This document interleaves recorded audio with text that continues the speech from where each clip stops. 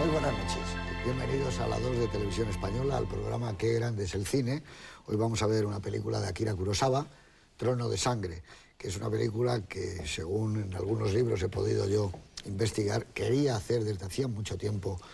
Kurosawa, porque aparte de que Macbeth era siempre la obra que más le gustaba de Shakespeare, en la que pensaba él que tenía mayores posibilidades de adaptación. Ocurre que cuando estaba más o menos a punto de hacerla se enteró de que Orson Welles estaba preparando la película Macbeth y entonces, pues evidentemente, y ante el respeto enorme que tenía por el cineasta norteamericano, retrasó su producción. Aún así, yo creo que podían haberlo hecho al mismo tiempo, porque son dos visiones tan diametralmente opuestas, aunque curiosamente, no sé, yo creo que hay algo de la puesta en escena y de ese mundo de viento, de lluvia, de niebla, etcétera, que son afines a los dos. Incluso yo, es más, creo que esta película, ahora nos lo dirá Juan Cobos, tuvo que gustarle mucho a Orson Welles, porque en Campanadas a medianoche hay algo que participa del clima de esta obra de Kurosawa, que para mí me parece que es un antecedente claro de Ran, porque pide a gritos el color. Yo creo que esas banderas, los estandartes, los cascos, los uniformes, el bosque, las corazas, es una verdadera maravilla haberlo visto en colores, como luego hemos tenido la oportunidad de ver otras obras de Kurosawa cuando el color era tan importante. Pertenece a eso que llaman los japoneses el Jidai, que es películas de época y no de actualidad, en donde están divididas. Y a mí, antes de empezar esta grabación, le decía yo a mi amigo Miguel Marías que yo ya no sé, pero probablemente es la película que más me gusta de Akira Kurosawa, más incluso que Los Siete Samuráis, más que Rashomon, más que otras películas que hemos visto de él últimamente y que cuando las volví a revisar como Ikiru, Vivir, me parecían asombrosas o como Dersu Zala, pero esta película tiene unos últimos minutos, unos veintitantos últimos minutos que son realmente asombrosos, las ideas tan magníficas del avance del bosque, de telarañas, en fin, el arranque de la película, la intervención del coro, no sé, creo que es una película gigantesca, que es una verdadera obra maestra del cine. Juan Cobos, otra vez, muy buenas noches. Buenas noches. Pues nada, háblanos un poco de Trono de Sangre antes de que veamos esta película del año 57. Sí, yo creo que tú has añadido una cosa importante a una visión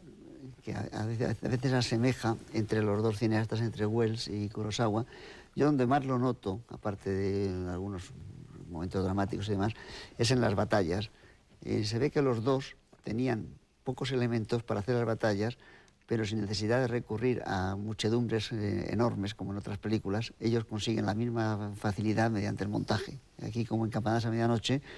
yo he calculado que en las dos habrá como 100 y pico jinetes como máximo, poca gente de a pie, pero eso lo combinan de tal forma que en el montaje el estruendo, el fragor, toda la intensidad de una batalla están muy reflejadas.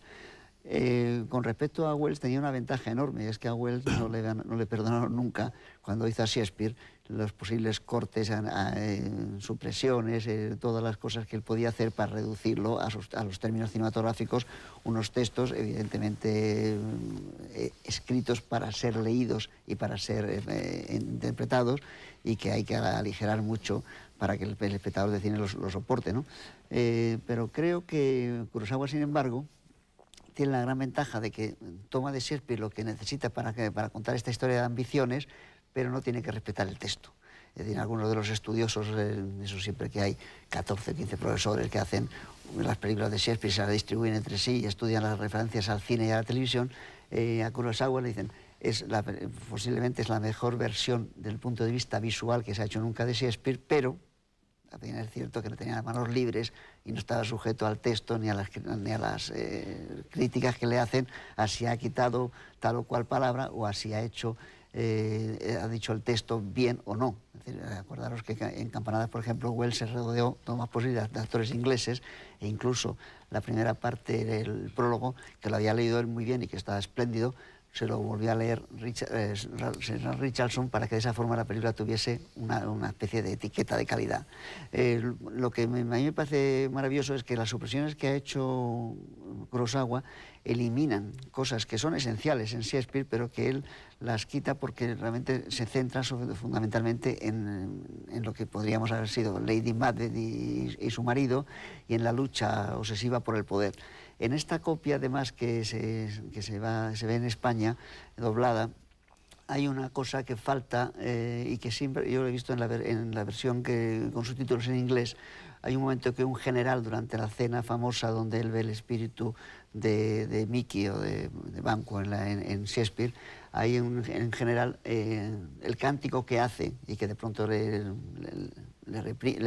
suspenden y dice que se siente, es una alegoría moral en la cual habla de la ambición, del poder, del crimen y de la maldad de los hombres unos contra otros. De aquí esa cosa tan airada de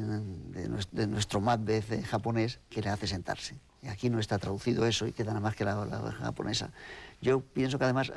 Kurosawa tiene la habilidad de haber introducido una especie de coro, que son los servidores o los guerreros, que en 3 momentos definitivos de la película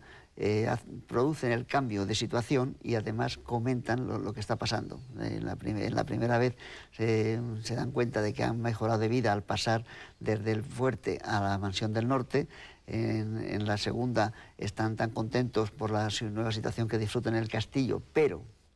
dicen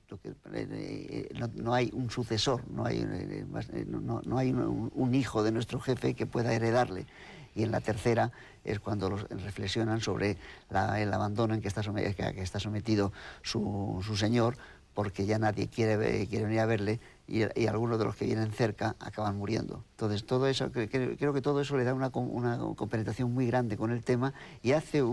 la idea de Shakespeare está perfectamente reflejada, eliminando una serie de cosas que Shakespeare necesita para la escena. De todas maneras, esta es una historia, la de Macbeth, que yo he estado mirando así y parece que se ha hecho alrededor de 25 veces, muchas en el cine mudo y luego a partir del 45 en el sonoro, varias, incluso hay una hace un par de años. O sea que es un tema que, como casi todo Shakespeare, ha sido saqueado una y otra vez, en este caso con mucho talento. Y las que le esperan, porque esto no se acaba aquí con esta versión. Miguel María, buenas noches. Además aquí hay un mundo también de magia y brujería, que es maravilloso. Él se ha inventado aquel espectro mágico. Bueno, dinos algo de... Ha reducido las 3 brujas a un solo espíritu maligno, pero bueno, cosa que yo creo que está muy bien acompañado por un tipo de trucajes que son probablemente muy baratos, muy simples, incluso a veces son desencuadres meramente, pero que tienen la misma magia que las películas de Méliès tenían ese tipo de trucajes. A mí, lo siento, pero me gustan más que los digitales. Yo añadiría un poco a lo que estaba diciendo antes Juan, que digamos, hay 3 elementos básicos en la obra de Shakespeare, de los cuales para mí el fundamental es el texto.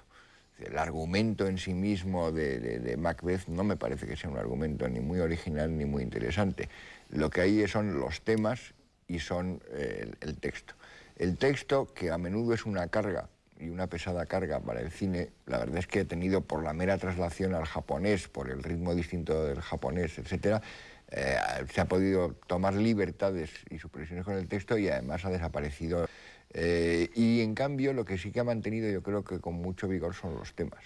Entonces ha conseguido montar un edificio prácticamente visual y sobre todo yo diría que fundado en un uso del montaje en el que no es accesorio que el montador de la película sea el propio Kurosawa. Cuando un director firma como montador de la propia película, con independencia de que casi todos los directores que controlan las películas supervisen el montaje, hay un elemento de factura física y de calibrar al detalle cada instante que yo creo que en esta película se ve todo el rato y quizá en algún sentido, sin ser para mí la película mejor o más grande de Kurosawa, es quizá la más controlada y dominada. Cosa que tiene especial mérito si se sabe que ya por esa época Kurosawa solía rodar con varias cámaras y que entonces el trabajo de elección de tomas debió ser ímprobo. Yo creo, como muestra de las cosas que más me gustan y que funcionan mejor y que no están tan logradas en otras versiones, son estas escenas en las que se pierden en la bruma o se pierden en el